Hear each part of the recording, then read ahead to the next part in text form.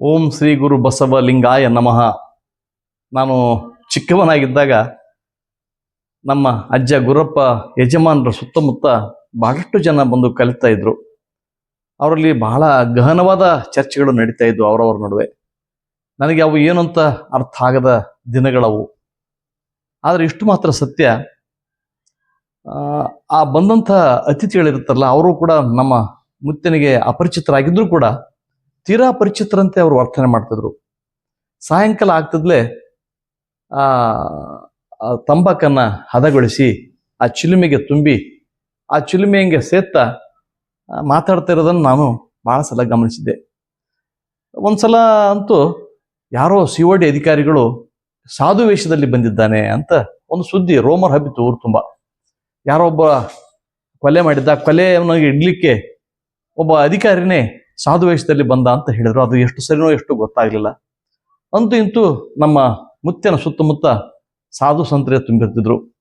ಇದಕ್ಕೆ ಕಾರಣವೂ ಇಲ್ಲದಿಲ್ಲ.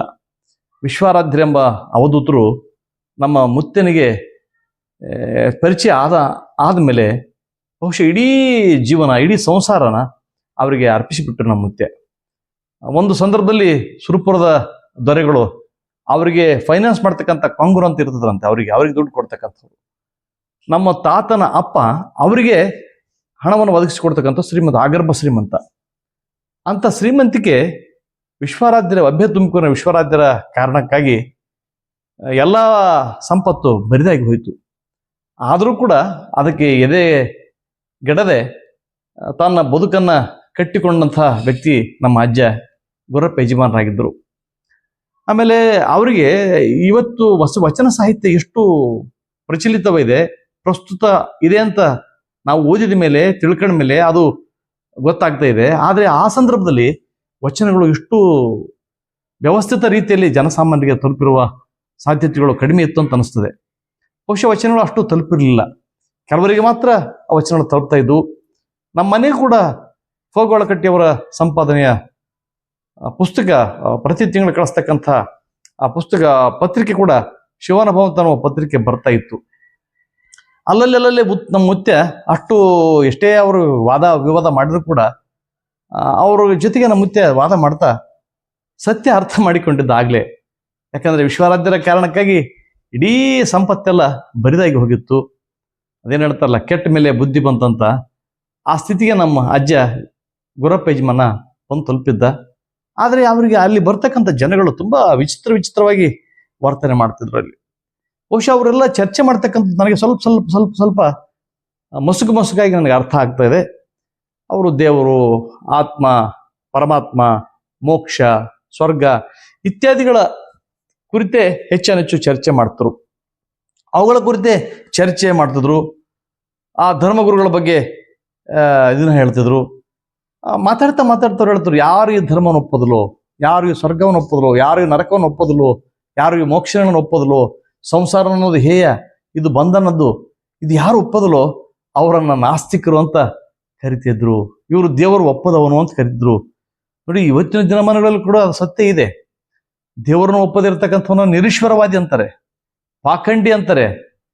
ನೋಡಿ, ಅವ್ರ ದೇವರು ಒಪ್ಪದಿರ್ತಕ್ಕಂಥ ವ್ಯಕ್ತಿಯನ್ನ ಪಾಖಂಡಿ ಅಂತ ಕರೀತಾರೆ, ದೇವದ್ರೋಹಿಗಳು ಅಂತ ಕರೀತಾರೆ. ಇತ್ತೀಚಿನ ದಿನಗಳಲ್ಲಿ ಅವರನ್ನ ದೇಶದ್ರೋಹಿಗಳು ಅಂತ ಕೂಡ ಕರಿತಾ ಬರಲಾಗ್ತಿದೆ. ಹೀಗಾಗಿ ಯಾರು ದೇವರ ಬಗ್ಗೆ, ಧರ್ಮದ ಬಗ್ಗೆ ಚಿಂತನೆ ಮಾಡಬಾರ್ದು ಅಂತಕ್ಕಂಥ ಒಂದು ಮನಸ್ಥಿತಿ ನಮ್ಮ ಭಾರತದಲ್ಲಿ ಇವತ್ತು ಹುಟ್ಟು ಹಾಕಿದೆ.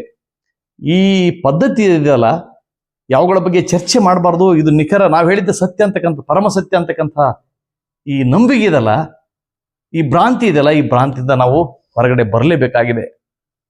ಹೊರಗಡೆ ಬರದೆ ಹೋದ್ರೆ ನಮಗೆ ಸತ್ಯವನ್ನು ತಿಳಿಲಿಕ್ಕೆ ಸಾಧ್ಯ ಆಗೋದಿಲ್ಲ. ಆ ಕಾರಣಕ್ಕಾಗಿ ಅವತ್ತು ಕೂಡ ಬರೆದ್ರು, ಬ್ರಹ್ಮ ವಿದ್ಯಾಂ ಸರ್ವ ವಿದ್ಯಾ ಪ್ರತಿಷ್ಠಾಂ. ಬ್ರಹ್ಮ ವಿದ್ಯೆಯನ್ನು ಕಲ್ತವನು ಎಲ್ಲ ವಿದ್ಯೆಯನ್ನು ಕಲ್ತಂತೆ ಅಂತ ಹೇಳ್ತರು. ಬ್ರಹ್ಮ ವಿದ್ಯೆ ಅಂದ್ರೆ ಏನು? ಯಾರು ಈ ಬ್ರಹ್ಮ? ಬ್ರಹ್ಮ, ವಿಷ್ಣು, ಮಹೇಶ ಇವೆಲ್ಲ ಯಾರು ಅಂತ ಬೆದಕಿ ನೋಡಿದಾಗ ನಮಗೆ ಬಹಳ ವಿಚಿತ್ರ ಸಂಗತಿಗಳು ನಮ್ಮ ಕಣ್ಮುಂದೆ ಕಾಣ್ತವೆ. ಯಾವುದನ್ನು ಕೂಡ ತಲಸ್ಪರ್ಶಿಯಾಗಿ ಅದರ ಬಗ್ಗೆ ಅಧ್ಯಯನ ಮಾಡಬೇಡ್ರಿ ಅಂತ ಹೇಳಿದಾಗ ಸಹಜವಾಗಿ ನಮ್ಮೆಲ್ಲರ ಉತ್ಸಾಹ ಕುಗ್ಗಿ ಹೋಗ್ತದೆ. ಬ್ರಹ್ಮನನ್ನ ಅರ್ಥ ಮಾಡಿಕೊಳ್ಳದೆ ಆತ್ಮಜ್ಞಾನವಂತೆ. ಎಲ್ಲ ವಿದ್ಯೆಗಳಲ್ಲೂ ಶ್ರೇಷ್ಠ ವಿದ್ಯೆ ಅಂದ್ರೆ ಬ್ರಹ್ಮವಿದ್ಯೆ ಅಂತೆ. ಮಾನವನನ್ನ ದೇವರನ್ನಾಗಿ ಮಾಡೋದು ಬ್ರಹ್ಮವಿದ್ಯೆ ಅಂತೆ. ಎಲ್ಲಿಂದ ಬಂದೆವು, ಎಲ್ಲಿ ಹೊಂಟಿವು, ನಮ್ಮ ಕೊನೆ ಎಲ್ಲಿ, ಇವುಗಳ ಹುಡುಕಾಟ ಏನದಲ್ಲ, ಈ ಹುಡುಕಾಟನೇ ಬ್ರಹ್ಮವಿದ್ಯೆ ಅಂತ ಹೇಳ್ತಾರೆ. ಮಾನವ ಜನ್ಮ ದೊಡ್ಡದು, ಇದು ಹಾಳ ಮಾಡಲೇ ಬೇಡ, ಹುಚ್ಚಪ್ಪಗಳಿಲ್ಲ ಅಂತ ಒಂದು ಹೇಳಿದ್ರೆ, ಈ ಮಾನವ ಜನ್ಮನೇ ಸರಿಯಲ್ಲ. ಈ ಮಾನವ ಜನ್ಮದಿಂದ ಮುಕ್ತಿ ಪಡೆಯುವುದೇ ಬ್ರಹ್ಮಜ್ಞಾನಿಯಾಗುವುದು ಅಂತ ಹೇಳ್ತಾರೆ. ಹಾಗಾಗಿ ನೋಡ್ರಿ, ಈ ದೇಹದಲ್ಲಿ ಜೀವ ಅಂದ್ರೆ ಶಿವ ಇರುವವರೆಗೂ ಇದಕ್ಕೆ ಬೆಲೆ ಇದೆ. ಈ ಶಿವ ಹೋದ್ಮೇಲೆ ಶವ ಆಗ್ತದೆ ಅಂತಕ್ಕಂಥ ಒಂದು ಮಾತಿದೆ. ನಿಜ, ಚೈತನ್ಯ ಜೀವದಲ್ಲಿ ಪ್ರಾಣ ಹೋದ್ಮೇಲೆ ಶವ ಆಗ್ತದೆ, ಇದು ನಿಷ್ಕ್ರಿಯಗೊಳ್ತದೆ, ಇದು ಕೊರಡಾಗ್ತದೆ, ಇದು ಕೊನರ್ಲಿಕ್ಕೆ ಸಾಧ್ಯ ಇಲ್ಲ, ಇದೆಲ್ಲ ಸತ್ಯ ಇದೆ. ಆದ್ರೆ ಇದೆಲ್ಲಕ್ಕೂ ಕಾರಣ ಬ್ರಹ್ಮನೇ. ಬ್ರಹ್ಮ ಬ್ರಹ್ಮ ಬ್ರಹ್ಮ ಅಂತ ಹೇಳ್ತಾ ಹೋಗ್ತದಲ್ಲ, ಈ ಬಗ್ಗೆ ನಾವು ಪ್ರಶ್ನೆ ಮಾಡಲೇಬೇಕಾಗಿದೆ. ಬ್ರಹ್ಮ ವಿದ್ಯೆನ ಕಲಿಬೇಕಾದ್ರೆ ನಮ್ಮೊಳಗಡೆ ಏಕಾಗ್ರತೆ ಬೇಕಂತೆ, ನಿರಂತರ ತಪಸ್ಸು ಕಾಣಬೇಕಂತೆ, ಅವಾಗ ನಮಗೆ ಸಾಕ್ಷಾತ್ಕಾರ ಆಗ್ತಂತೆ. ಈ ಸುಳ್ಳಿರುವ ಸಂಗತಿಗಳೆಲ್ಲ ಸತ್ಯ ಅಂತ ಬಿಂಬಿಸ್ತಾ ಹೊರಟಿದ್ದಾರಲ್ಲ, ಈ ಬಗ್ಗೆ ನಾವು ಏನನ್ನುವುದು ನನಗೆ ಅರ್ಥ ಆಗೋದಿಲ್ಲ. ಸೃಷ್ಟಿಕರ್ತ ಇದ್ದಾನೋ ಇಲ್ಲ ಗೊತ್ತಿಲ್ಲ, ಆದರೆ ದೇವರನ್ನ ಸೃಷ್ಟಿ ಮಾಡಿದಂಥ ಮನುಷ್ಯ ಮಾತ್ರ ಈ ನೆಲದ ಮೇಲೆ ಇವತ್ತಿಗೂ ಜೀವಂತ ಇದ್ದಾನೆ.